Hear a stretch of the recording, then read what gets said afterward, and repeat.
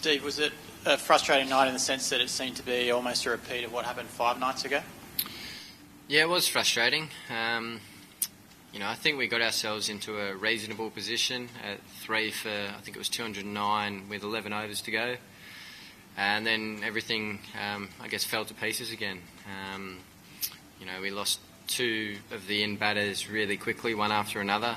Mitch and Finchy got out quickly, and 2 new batters had to come in and try and go straight away, which can be quite difficult, particularly on that wicket, the way it played. It was a bit uncharacteristic for the Gabba and not what we were sort of expecting. So, 270 is not good enough. Scoring 60 off the last 11 overs and getting to 270, it's not good enough against a quality batting lineup like England. You've been big in your captaincy about leading from the front. Your form in the one-day arenas probably hasn't been up to, your standards, certainly in what you've been doing at Test level. What do you think's going wrong with your one-day game? Are you happy with where you are at the moment, or do you think there's a lot of room for improvement?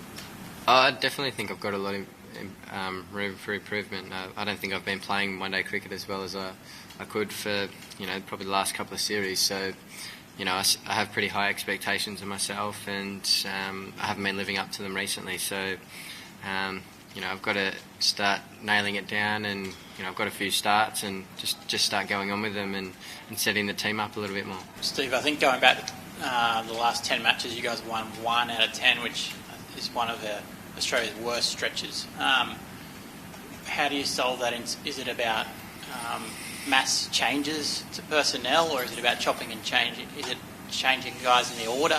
What's the solution?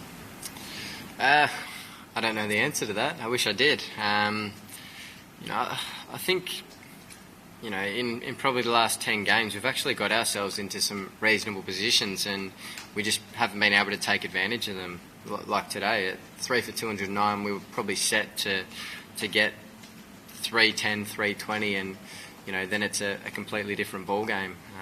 We're certainly in the game with a score like that. So, it's just making better decisions or executing our skills better in those key moments. I'll never have a go at someone like Aaron Finch for trying to go over mid-on with the full ball because he plays it so well, but he just executed it poorly. That's all it is. So, we've just got to execute our skills better in those moments to ensure that we get the scores we need to play against quality oppositions like England and India, as in the 10 matches you're alluding to.